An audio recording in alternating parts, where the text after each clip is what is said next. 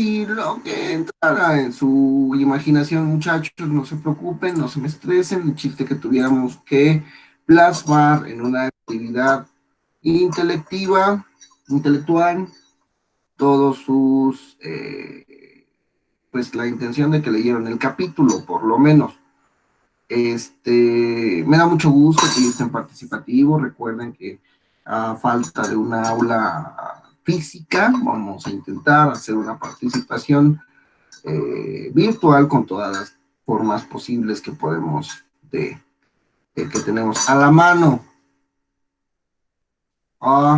Vamos a continuar el tema el capítulo sobre patología de los lóbulos cerebrales, encontrando o recordando la mecánica de la clase.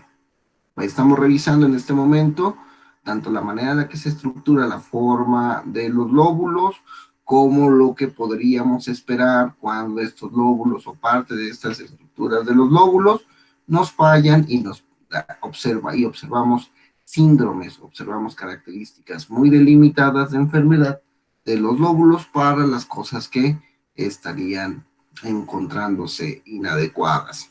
¿Sale? Ya hemos revisado las estructuras del lóbulo occipital y sus patologías, las estructuras del lóbulo parietal y sus patologías, así como pudimos darle una revisión a la estructura del lóbulo temporal y sus patologías. Y empezamos a ver las estructuras del lóbulo frontal, recordando las claras características que definen el lóbulo. Una tercera parte del cerebro es frontal. El frontal se va a dividir en una parte motora, que es la parte más media de la cabeza, y vamos a tener una parte prefrontal, que es la que nos estará dando sobre todo nuestra personalidad. 10% del cerebro, 10 por L, es más o menos lo que nos mantiene individualizados, los que nos mantiene definidos y los que nos mantiene únicos. Hasta este momento, ¿todo bien? Observamos que más o menos una tercera parte de nuestra cabeza va a comerse todo, el 10% de todo lo que nosotros le metamos, en glucosa, en oxígeno, en proteínas, minerales y todo lo demás. ¿Por qué? Porque el cerebro es altamente demandante. Muy bien. Y en ese caso, vamos a ir observando cuáles son las funciones. Échenme un mensajito, un texto, si es que ya vimos esto, para poder continuar. Vamos a tener que el lóbulo se va a dividir en esta gran corteza motora y la corteza prefrontal. Ya fuimos observando las características de formulación de conceptos, memoria de trabajo, conciencia ética, autoconciencia personal, etcétera. Y pudimos observar la inteligencia, la memoria, lenguaje, flexibilidad mental, control mental y regulación de la actividad emocional. ¿Cierto o falso? Nos quedamos ahí.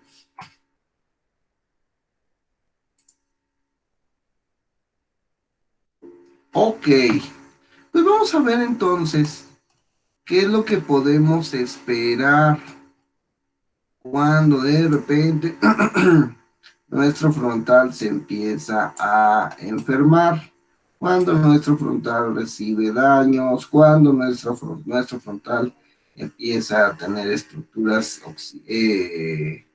metabólicamente oxidativas, ¿sale? Y ahí es donde las cosas cambian. ¿Por qué? Porque si nosotros aprendemos realmente de manera bonita estas características del lóbulo frontal, vamos a lograr, pues, ayudar mucho a las personas, pero, a ver qué nos dice Javier, ahí me ayudar mucho a las personas, pero también lograr observar las características de un cuadro que se va a repetir en muchas situaciones, ¿sale?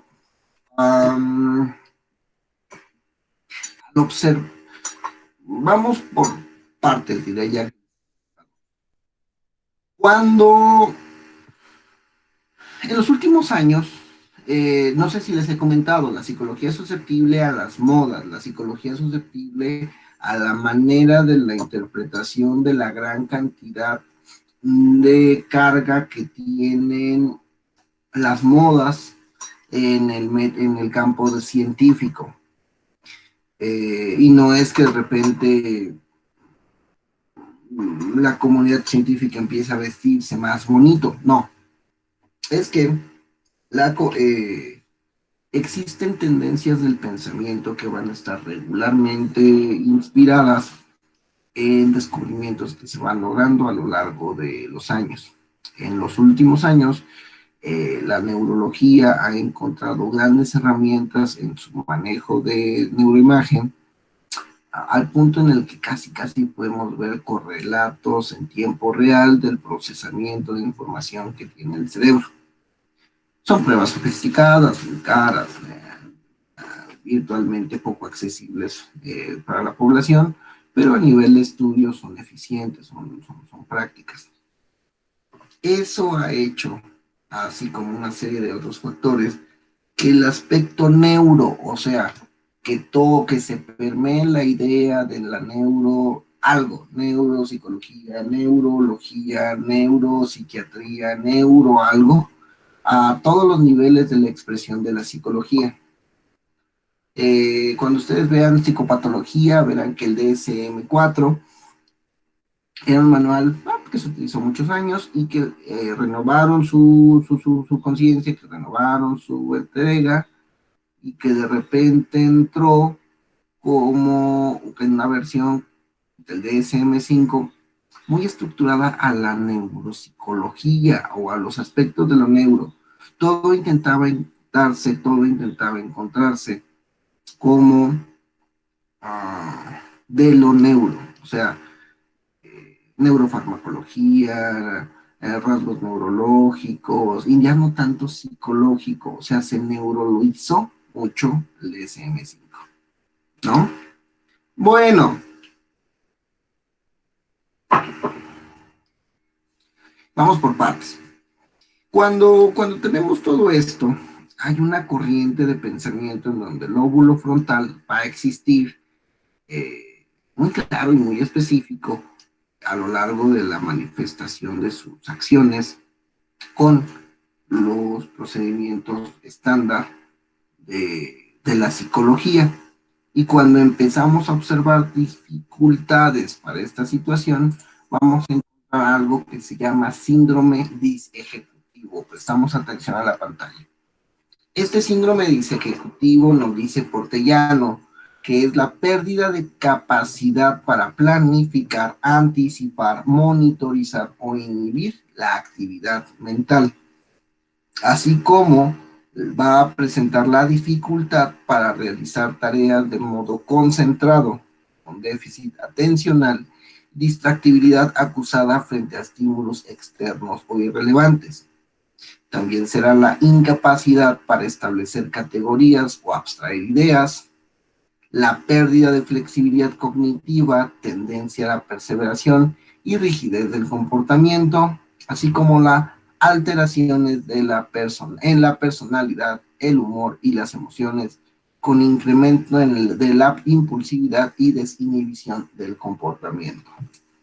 Esto, cuando se lo cuentas a un psicólogo de la vieja escuela, llámese de los años 60, 70, que todavía viven, que va a decir, bueno, pero es que eso son las problemáticas de lo humano, son las problemáticas que todo el mundo tiene. Intentemos poner en cristiano cuáles serían las características del síndrome disejecutivo. Paréntesis. Cuando alguien propone esta característica de síndrome es porque estamos diciendo que son trastornos de las cuales sus etiologías o las comprensiones de los mismos son muy amplias. De hecho, cada uno de nosotros, en algún sentido de este tipo, podemos decir que tenemos un poco de afectaciones en este lóbulo. ¿Por qué?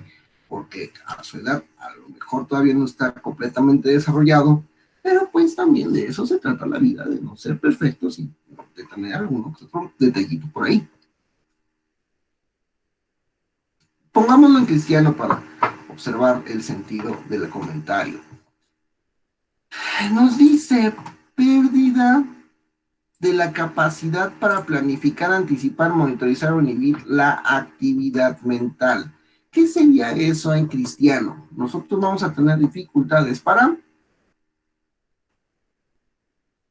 organizar mi día, que el tiempo no me dé, pero quiero hacer ejercicio, pero quiero médico, pero quiero ya por fin cuidar mi salud, pero quiero leer 3 libros por semana, pero quiero hacer todas mis tareas. ¿Me va a entender? Una forma pre-patológica, pre-sindrómica, pre-criterio diagnóstico en que vamos a observar esta situación específica. ¿Vale? Veamos otra.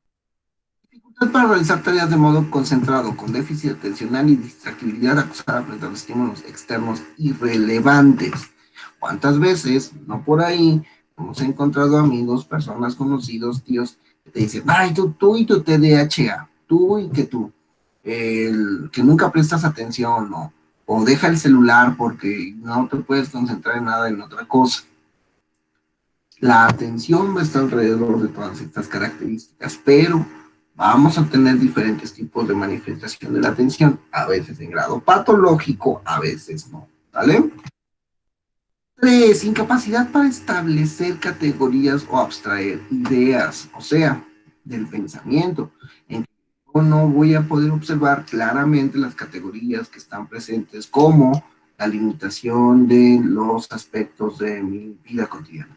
Él es mi novio, él es mi tío, él es mi hermano y la relación que pueda tener con estas 3 personas, cada una del otro. Pero el establecimiento de esas reglas, de esas categorías, de esos límites, de la mecánica del frontal. También nos dice, va a existir una pérdida de flexibilidad cognitiva, tendencia a la perseveración y rigidez del comportamiento. O sea, los abuelitos que de repente ya tienen ideas muy preconcebidas, que ya no logran profundizar en el tema de la homosexualidad, del poliamor, del aborto, del uso de sustancias recreativas, de las nuevas formas en que del outsourcing, del freelancing, son de la computadora, del internet, que son estructuras que por ahí nos van causando problemas, ¿no? O sea, son personas que logran y que van cristalizando este tipo de pensamiento, que van cristalizando este tipo de situaciones y que tenemos dificultades precisamente para hacerles entender nuevos conceptos de la vida cotidiana. Pérdida de la y las alteraciones de la personalidad, del humor y las emociones, con incremento en la impulsividad y desinhibición del comportamiento. Entonces, por ahí nos hacemos más desinhibidos, por ahí nos hacemos más celosos, por ahí nos hacemos más... tenemos una conducta compleja dentro de la manera en que mis impulsos ya no van a estar regulándose o ya no van a ser como los de antes. Notan como si llevamos a la exageración cada uno de estos rasgos, mejor dicho, si llegamos a la vida del plano de la normalidad cada uno de estos rasgos, nos permite ir observando virtudes y amenazas, características muy específicas de lo que nos define como humanos, y la patología va a estar en función de eso. La patología va a estar en función de encontrar rasgos específicos que salen de la normalidad, que salen de las estructuras eh, propuestas para considerar las ideas de este campo, las ideas del síndrome disejecutivo. Nótese que aunque nosotros podamos creer que tengamos una patología disejecutiva, son rasgos muy elevados, son rasgos muy extraños, muy diferenciados. Por ejemplo, ¿qué opinarían de una persona que divorciada pueda empezar a hacer su vida? y eventualmente tenga una nueva pareja. ¿Los leo o los escucho?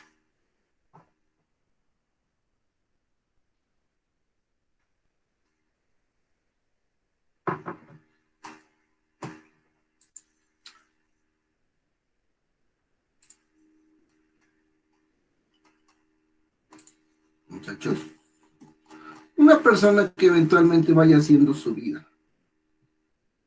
que se divorcie y tenga una nueva relación de pareja. Los leo, los escucho.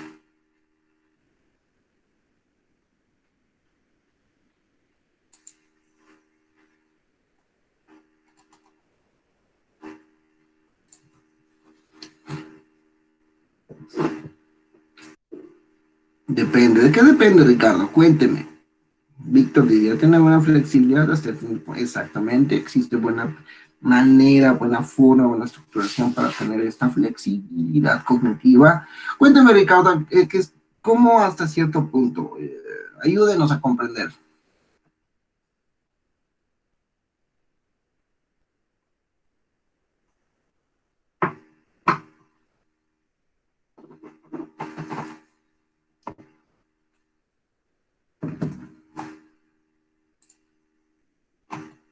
Puede abrir su micrófono si quiere, ¿eh? Va mejor. Ujú. A ver, aguanta. Aguántame, voy por mi micrófono.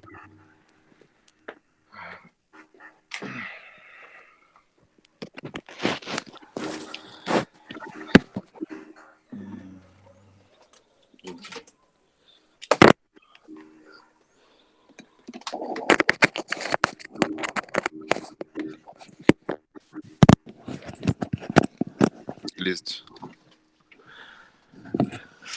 Pues sí, yo creo que depende la edad, la economía, las ideas de la persona. Yo no estoy en contra de que vuelvas a empezar tu vida, sino Ujú, a veces es como un capricho, o a ujú, veces tomas decisiones, así como te casaste, tomas una ujú, decisión a lo mejor impulsiva, vives como con este tipo de decisiones impulsivas, ¿sí me explico? Entonces, ujú. a veces yo lo consideraría. Yo también tengo cierta duda, así como comenta Bliss, sobre cómo la economía, pero intentemos utilizar el ejemplo. Dentro de los rasgos, gracias, Ricardo, dentro de los rasgos disejecutivos podemos encontrar exageraciones en esa mecánica, ¿sale? Por ejemplo, puede ser que a lo mejor una persona de 60, 70 años, por ahí, puede un tiempo, pues, esperado, quiera reestructurar su vida y ¿qué creen? Entonces se va a casar con una chica de 17 años que conoció por ahí, ¿no? Entonces, pues, la gente va a tener una forma de reacción extraña. ¿Por qué? Porque no es tan esperado, no es tan normal que una persona de 60 y pico esté vinculándose emocionalmente y socialmente con una persona de 10 y tantos. ¿O ustedes qué opinan?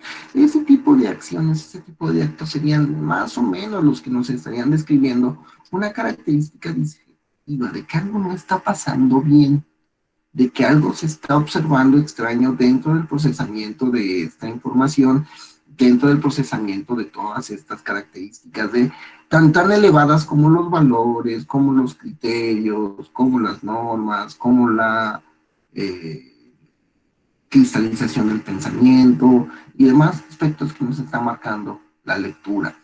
¿Qué otro tipo de... Si entra la cultura, y precisamente por eso es de que es tan extraño el procesamiento de este lóbulo frontal, porque aunque para nosotros culturalmente puede estar algo bien, cuando observamos el procesamiento irregular o patológico del lóbulo frontal, porque rebasa estas ideas, porque rebasa esta permeabilidad de la cultura, porque no se vuelve algo esperado o algo observado. Veamos, Estas capacidades, estas características, va a tener aspectos específicos en el procesamiento según las áreas, según áreas dorsales, según áreas cinguladas, según áreas orbitales, ¿vale? Porque cada una de esas estructuras tiene características básicas. Algunos van a regular más aspectos morales, otros más tomas de decisiones cálidas, otros tomas de decisiones frías. Y vamos a estar alrededor de todas esas estructuraciones plausibles. Veamos, si nosotros vamos dañando áreas dorsales, las observamos, que son como esta parte superiores arriba de la frente, vamos a tener, uno, incapacidad para generar nuevas hipótesis, dificultad para la resolución de problemas complejos, pérdida de flexibilidad mental y acusada tendencia a perseverar, disminución de la fluidez verbal, pérdida de las estrategias para realizar nuevos aprendizajes, deficiencias para iniciar una programación motora, dificultad para realizar actividades motoras alternantes, alteración de recuerdo temporal de acontecimientos y trastornos pseudodepresivos. El dorso lateral va a regular precisamente las características emocionales, actitudinales, así como esta forma más creativa de observar este pensamiento y de observar este proceso. ¿Qué más pudiéramos rescatar de la actividad dorsal? Cuéntenme. Prefrontal en su segmento dorso lateral.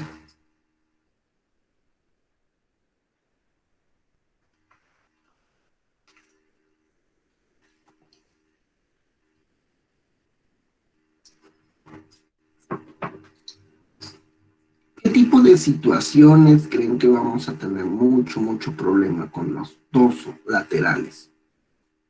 Según mencionaba la lectura, por ejemplo, unamos todo esto. Incapacidad para generar nuevas hipótesis, disminución de la fluidez, alteración del recuerdo temporal, dificultad para realizar actividades motoras alternantes. Como que vamos a tener muchísimos problemas. La resolución de problemas. Resolución de problemas, ¿de qué tipo es, Liz? Bueno, pues los complejos.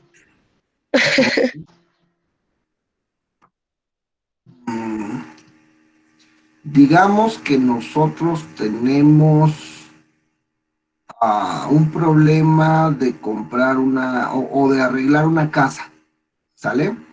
La casa es la casa en donde de repente se ha vivido toda la vida y no saben si venderla, si arreglarla, si rentarla, no saben si mudarse o habitarla. Más o menos dificultades para tomar ese tipo de decisiones son las que se complicarían. Dorsolaterales, cuando se está tomando una decisión de pareja, es muy complicado. ¿Por qué?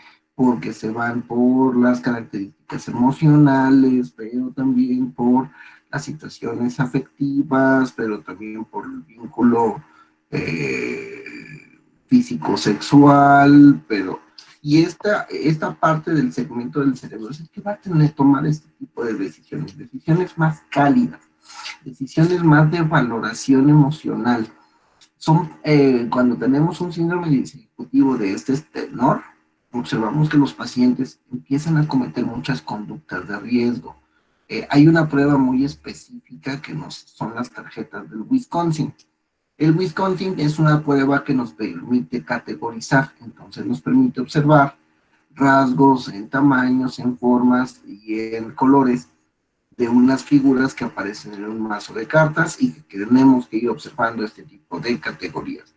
Para expresar el pensamiento de una manera más fluida, más estructurada, más organizada. De esta manera podemos observar cómo se asientan esto en la vida cotidiana. Por ejemplo, ¿cómo creen que tenga la cabeza la persona de 69 años que se vincula emocional, sexual y socialmente a una chica de 17? ¿Creen que esté categorizando bien, observando de manera adecuada el riesgo,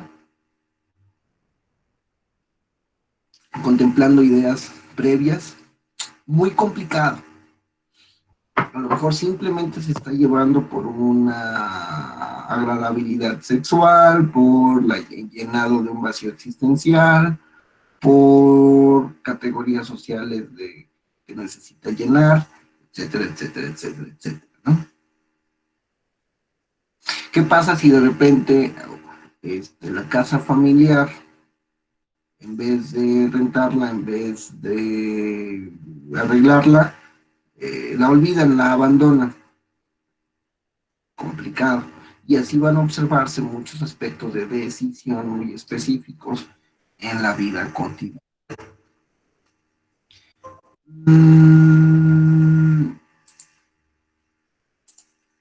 ¿Qué otra cosa nos dice el dorso lateral? Vamos con el cíngulo. Reducción de la actividad espontánea, apatía y pérdida de iniciativa, alexitimia, hipolalia y restricción del lenguaje, laconismo de respuestas verbales y con frecuencia monosilábicas y trastornos pseudodepresivos. ¿A qué suena eso, muchachos? Cíngulo lo vamos a encontrar precisamente en donde están más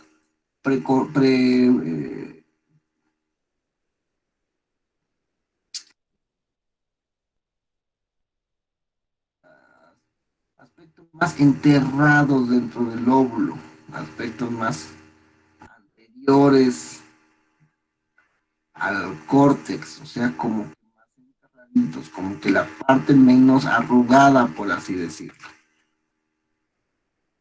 De nuevo las características. Reducción de la actividad espontánea, apatía y pérdida de iniciativa, hipolalia, laconismo, o sea, como que no habla mucho, como que te dicen las cosas como van, como muy parco. Somos psicodepresivos, pseudodepresivos. ¿Cómo qué les figura a estas personas, muchachos? Este cuadro, este vínculo.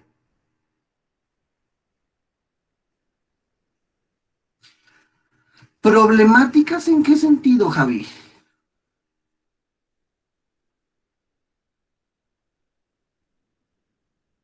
O sea, sí, problemas, pero ¿de cuál? Dificultad para relacionarse con los demás, ok, por su forma de expresarse. A veces estos pacientes, sí, tienen como que, imagínense que son la pareja de cada uno de nosotros. Entonces no habla, no quiere salir de casa, no se cambia, no se baña, significa que está en cuarentena. No, no es cierto. Pero además, los planteamientos emocionales que nosotros les expresamos, ellos lo responden con un ok, yo también, yo no. Muy complicado. A veces cuando se puede observar más esta manera patológica de expresión de la estructura, es cuando se vienen personas en momentos, en segmentos de su vida que parece ser que no avanzan. No cambian de trabajo, no les interesa entrar en un nuevo trabajo, están alejados, aislados, no tienen comunicación emocional con nadie, no les interesa una nueva pareja, abandonan los estudios, abandonan los hobbies, abandonan pues todas las actividades necesarias. Mucha indiferencia, son personas que se van aislando de las características de la vida cotidiana. Pasa mucho, o este es uno de los rasgos característicos, que van a tener los consumidores de marihuana a largo plazo.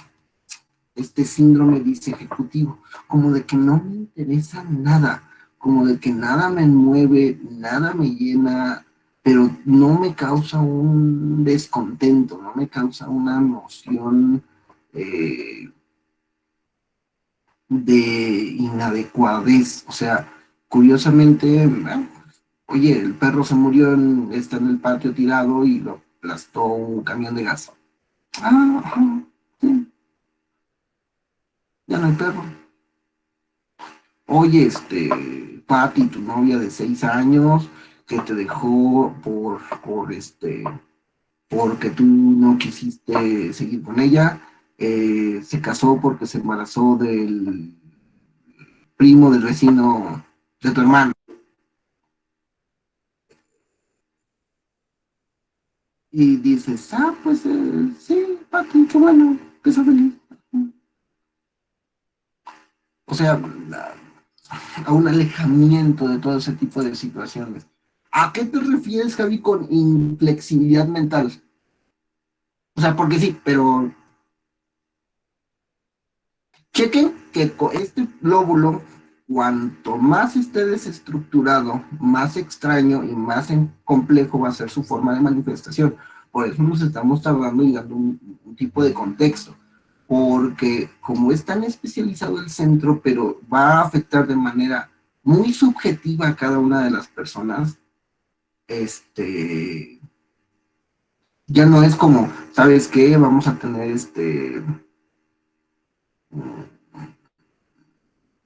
a lo mejor una apraxia, una alexia. Entonces, el muchacho como que no va a poder leer. No, no, no, esto es más complejo porque es de conducta, es de comportamiento. ¿A qué te refieres, Javi, con inflexibilidad mental? Y nos dice, no, pues hay una rigidez indiferente en su comportamiento. Ajá, sí, sería una desatención. ¿No?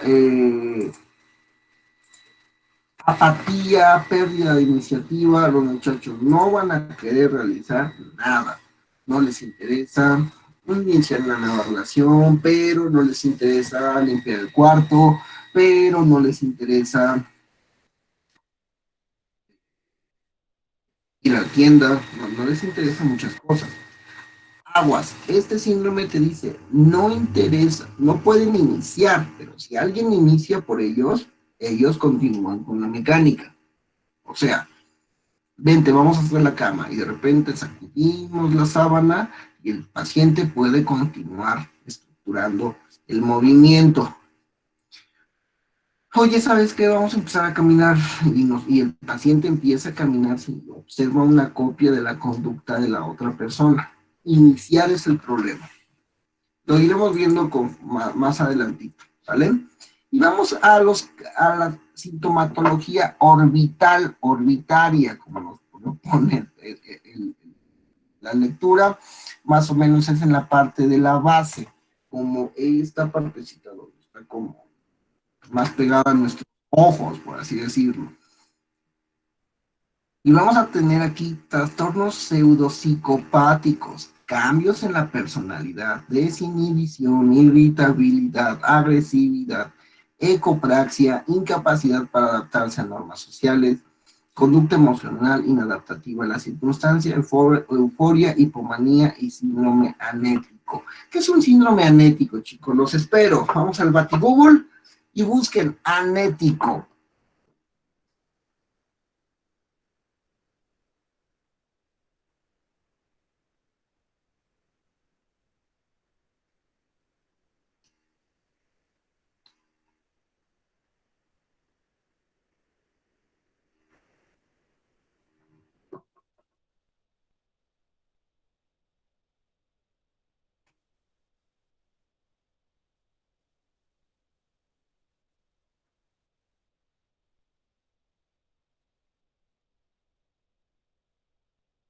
Síndrome anético.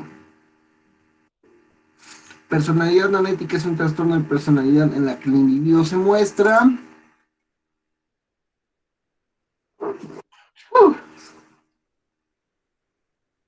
Incapaz de adaptarse a la vida social y conciliar con ella sus propios instintos y sus propias tendencias. Ok. Busquemos solo el concepto, anético, a ver qué nos sale.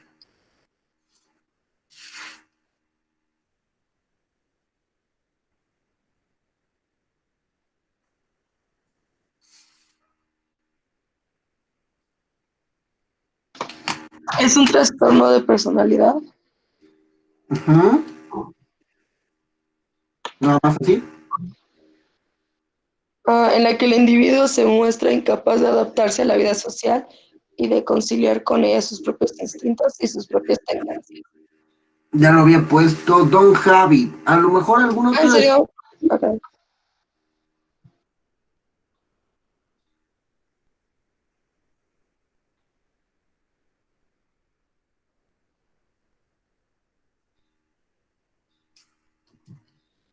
O sea, sí, pero vamos como alguien más que nos complemente.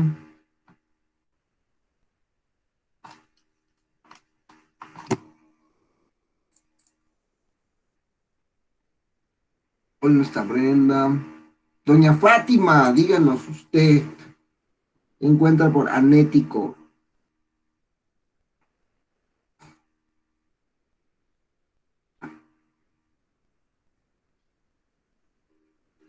¿Quién sabe? Profe, ¿ya vio lo que le escribí en el chat? Oye, David, es cierto.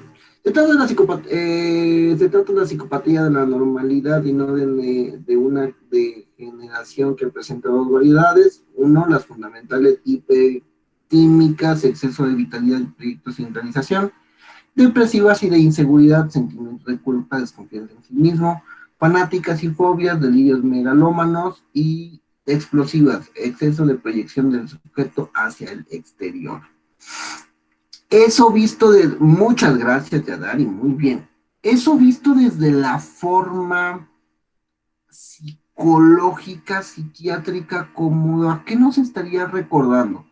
Como un paciente esquizofrénico, o un paciente esquizotípico, o un paciente límite de la personalidad, o un paciente maníaco, maníaco depresivo incluso, ¿sale? O sea, son pacientes que están Hablaba sobre la personalidad psicópata. Bueno, así decía. que no van a poder medir esos límites, que van a ser agresivos, que van a ser socialmente extraños y violentos a la conducta social establecida. O sea, son personas que van a tener una toma de decisiones más de riesgo y que pueden llegar a ser problemáticos, incluso peligrosos para el ambiente establecido. ¿Recuerdan cómo se manifestaba Phineas Gay? Su familia lo acabó abandonando porque era una persona violenta, agresiva, compulsiva. ¿Observan cómo más o menos el frontal nos regula esas tres grandes habilidades? Si alteramos una área nos vamos a volver muy pasivos. Si alteramos otra nos vamos a volver muy impulsivos. Y si alteramos otra, la dorsolateral, nos vamos a ver muy emocionales, muy bobos, muy distraídos. ¿Se nota? En ese contexto, vamos a tener una dificultad grandota, grandota, grandota. ¿Por qué? Porque cada uno de esos rasgos es personalidad humana, conducta humana, comportamiento humano. Y nos decía, ay, también nos puso Fátima. Fátima nos dice que es un vocablo, uso obsoleto, ajá, trastorno que se pueden tomar en los animales, ok. Serían personas con bipolaridad. Y ahí va lo que les mencionaba.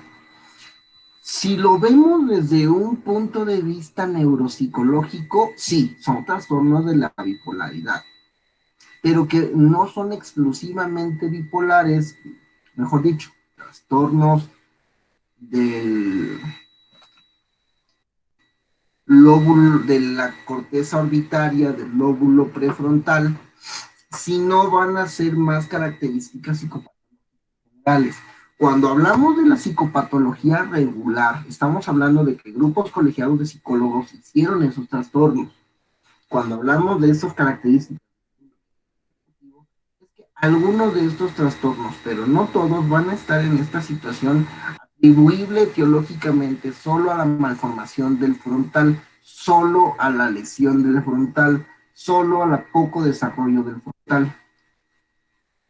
Antisocial, psicópata, anético, desalmado, denominado así por carecer de ética, sus relaciones personales son escasas y no establece relaciones cálidas y tiernas.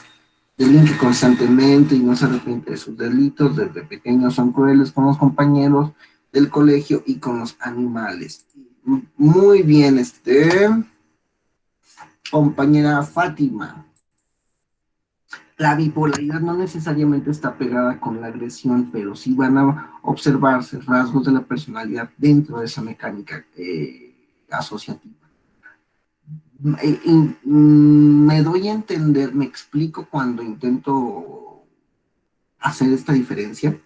Psicopatológicamente sí tienen un perfil y pueden tener muchos criterios de muchas características, pero dentro de una sola enfermedad que se llama paraneuropsicología, síndrome disejecutivo, en donde pueden presentarse o así, o así, o así, las características de la personalidad van a ir en función del contexto, pero también de la característica de la normalidad. Profe, No va a ser violento. Díganme. entonces, por ejemplo, ahorita que se está refiriendo a esta distinción, ¿se podría decir que lo que usted está haciendo es un diagnóstico neurofuncional o ecológico? Neurofuncional y casi exclusivamente neuropsicológico, porque si fuera ecológico nos interesaría más la parte psicopatológica de la psicología, porque de esa manera se aborda el trastorno como hay métodos y como hay especificidades, pero aquí le estamos dando una atribución casi de manera exclusiva por etiología frontal, o sea, de que podremos reestructurar este aspecto frontal y de que podremos darle más funcionalidad a la personalidad. Nótese que como rehabilitador neuropsicológico, como neuropsicólogo que le toca hacer una acción de trabajo, entendemos que aislamos este síndrome y podemos manejarlo. Pero si lo viéramos solamente como psicólogos normalitos y regulares y psicopatólogos, muchas veces trastornos psiquiátricos solo se pueden contener, solo se puede psicoeducar, no se pueden curar. Nosotros neuropsicólogos, o visto desde la neuropsicología, procuramos curar estos trastornos, procuramos atender, manejar, flexibilizar, o también psicoeducar cuando sabemos que no vamos a poder ganar nada. Por eso es que el neuropsicólogo puede ayudar en los procesos del trastorno de déficit de atención o puede investigar en todas estas otras características, porque entiende el proceso del frontal y permite tener un trabajo más dirigido a estas psicopatologías que solo se pueden controlar. Todo entrecomillado, ¿eh? Porque la realidad es más compleja.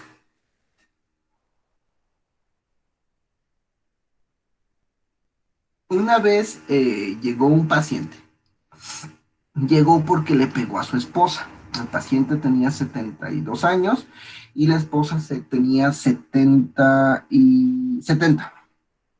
Entonces le dejó un santo Cristo en la cara a la pobre señora.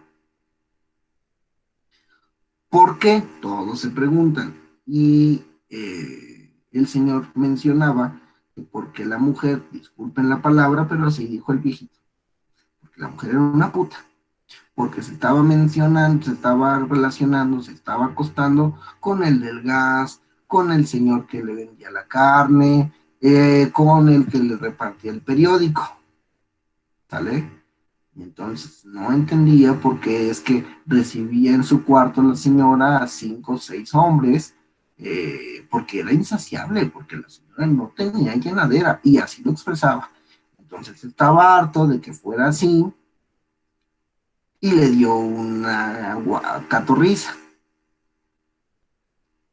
No sin antes haber pasado 2 años así, quejándose con todas las familias, con todas las hijas, de que su mamá era pues una mujer de cascos ligeros. Ese tiene un tiene una característica patológica específica, pero si lo vemos como un síndrome disejecutivo, ¿cómo qué área estaría alterada, chicos? Cuéntenme. ¿La dorsal, la singular o la orbital?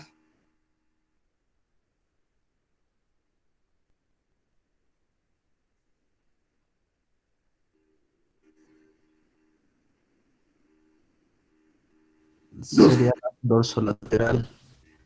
Muchos dorsolaterales con esta parte de agresividad, ¿sale? Con esta parte del orbital, en algunos rasgos. Siempre fue agresivo verbalmente, pero recurrió a consulta hasta que llegó a lo agresivo físicamente, porque ya ponía en riesgo la seguridad de la mamá.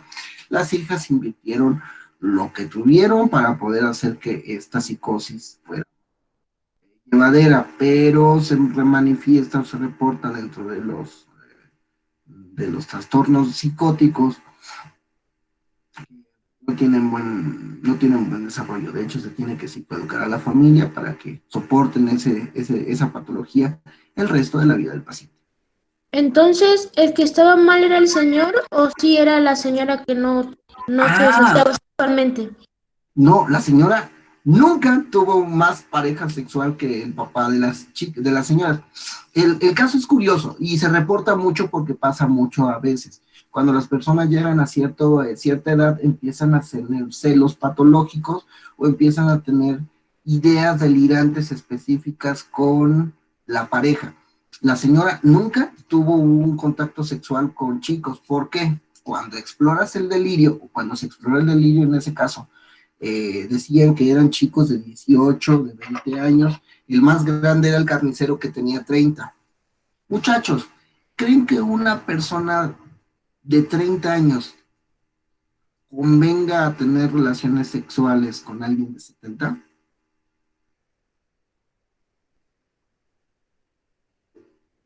Sí, pero la gran probabilidad es que no. Eh, Algo que hay que ir perfilando es de que ustedes se vuelven observadores de la salud mental, exactamente. Y lo normativo es que no necesariamente, ¿sale? ¿Qué creen? Les quedó muy bien una relación entre una persona de arriba de sus 15 a una persona entre sus 40.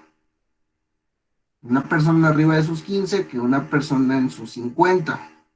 Pero no les creo mucho a alguien en sus 15 con alguien de sus 70.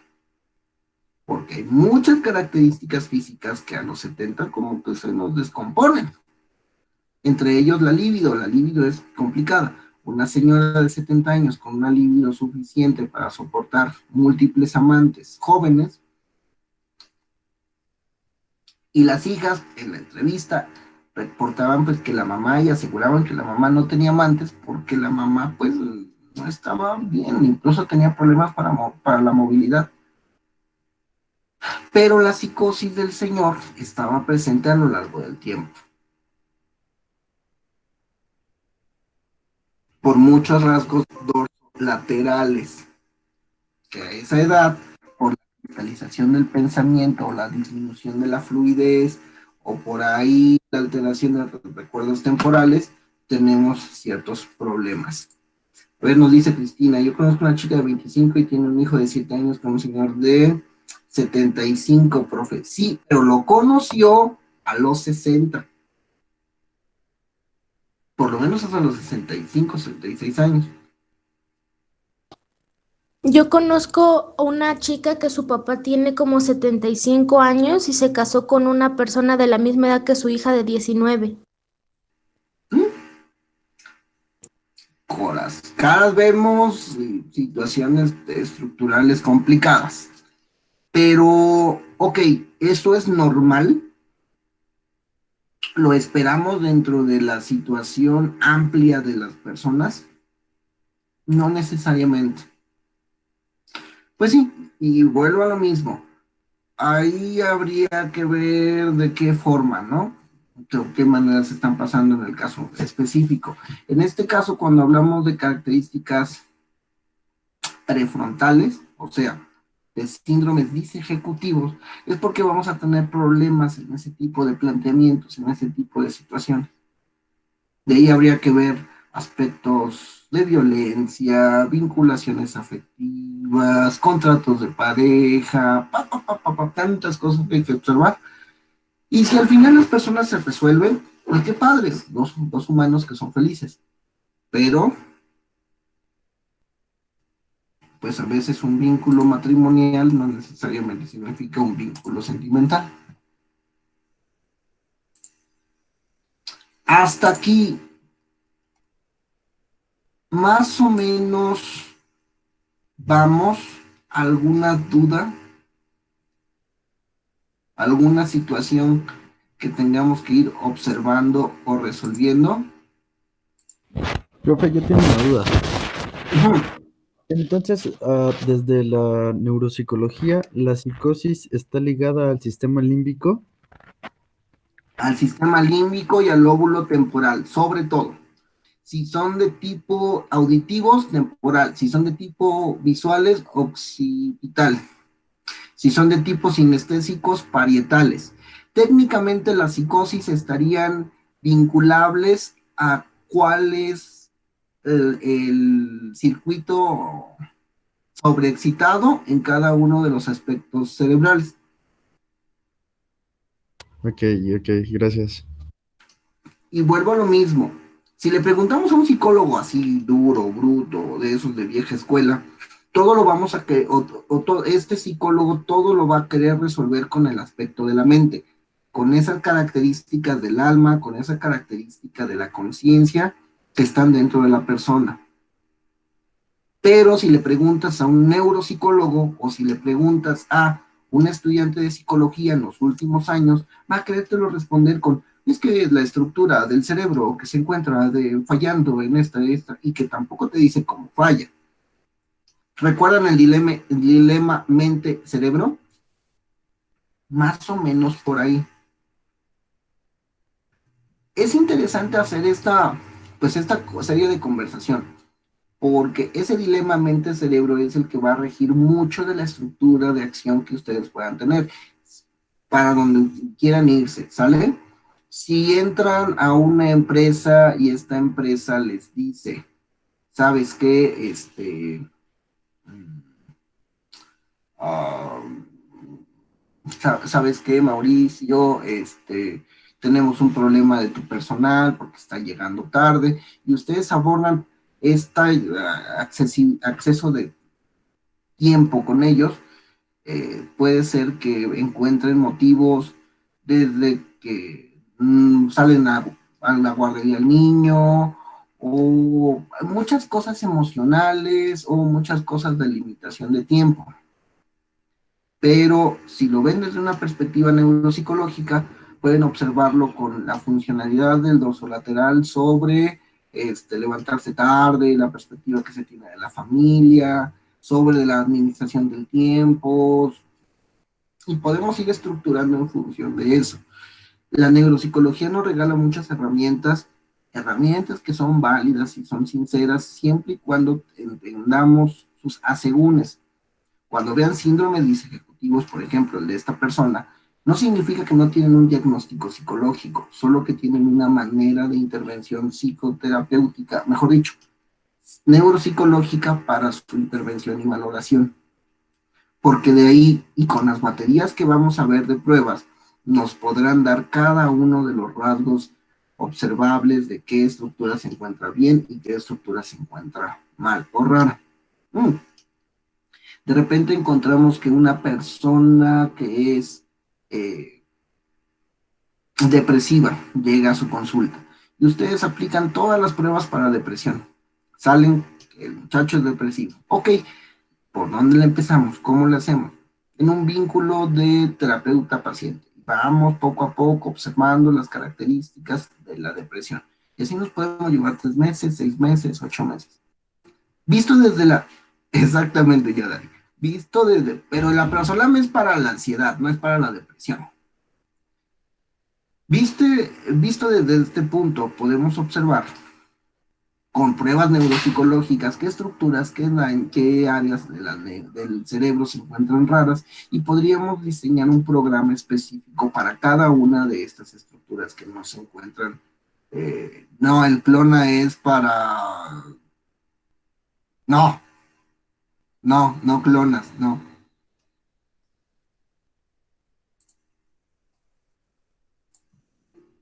Y además el clona lo ocupan para dormir, que tampoco es para dormir, muchachos.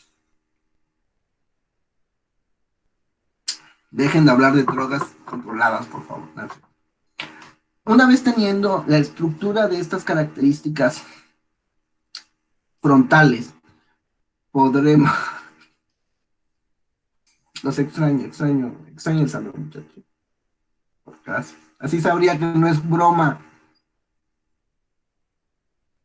De esa manera pudiéramos saber un campo de acción menos complejo, menos tardado, más específico, más dirigido, ¿sale?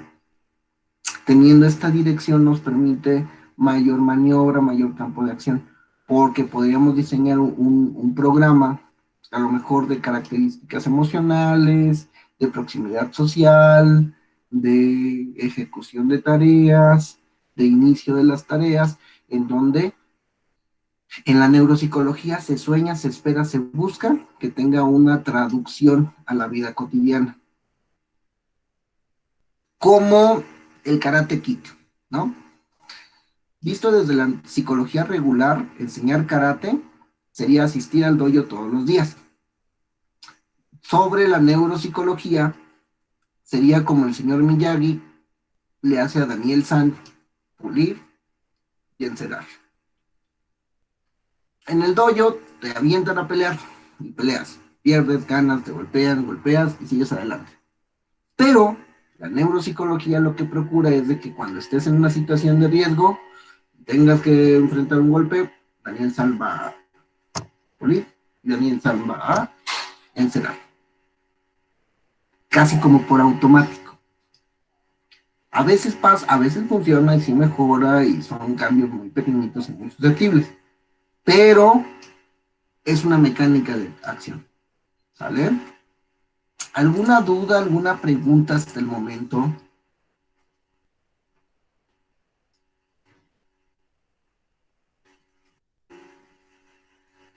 ¿O me va a explicar este bonito meme?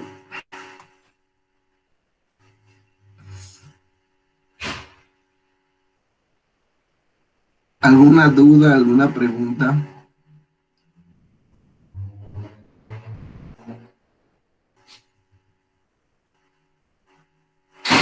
Me salgo del meme. Muy bien, chicos, me da mucho gusto que pudimos participar de esta manera. Les voy a empezar, jaja, les voy a empezar a mandar, subir a la plataforma pruebas neuropsicológicas. Ya vamos a empezar a trabajar las pruebas, ¿sale? Miren, por ahí escuché que precisamente una de las materias, no en esta universidad, en otras universidades, que la materia de pruebas como que se iba a dejar de manera secundaria porque iba a estar rara tomarla. Creo que nosotros podríamos llevarla bien, ¿sale? Les voy a mandar un manual de la prueba. La prueba que vamos, quería ver varias, ¿sale? Pero creo que nada más nos va a dar tiempo ver una. Bien. Voy a mandarles un manual de una prueba que se llama NeuroSí, ¿sale? Necesito que lo empecemos a leer, que lo empecemos a ver. ¿Por qué? Porque incluso en ese manual hay definiciones de lo que vamos a observar y de lo que vamos a buscar. Vamos a empezar a trabajar el manual y vamos a tener clases sobre el manual, porque de esa manera nos va a quedar muy clarito cómo ejecutar esa prueba, qué nos va a dar a entender, qué vamos a observar con esa prueba y cómo se está construyendo, porque incluso tenemos que obtener un poco de estadística para comprenderlo. Así como ustedes mencionan ahorita, hay casos aislados, en donde pues sí, las relaciones existen, no es la normalidad, y lo que vamos a procurar ahorita es ver cuál es la diferencia entre lo normal y lo esperado y lo que no es así. ¿Sale? Voy a subir ese manual, se les queda de tarea revisarlo, ¿va? No me hagan presentaciones de qué es lo que va a evaluar esa prueba. Empezamos con ese manual y también les voy a subir una prueba que se llama Mini Mental. Ocupo que puedan revisar todo lo que es Mini Mental, qué significa, qué atiende, qué hace, qué no hace, ¿vale? Ya que lo hagamos, lo comentamos en clase. Ese sí es comentario. Quizá apliquemos una que otra y les diga cómo ir aplicando una que otra, pero ya vamos a empezar en esta parte de la evaluación. Si se van trabando, muchachos, me avisan. ¿Por qué? Porque se les va a capacitar para aplicar una prueba y cuando le lleguen a aplicar no lo hacen bien, solamente se van a hacer pelotas y van a estar confundiendo a la gente con la que trabajan. ¿Vale?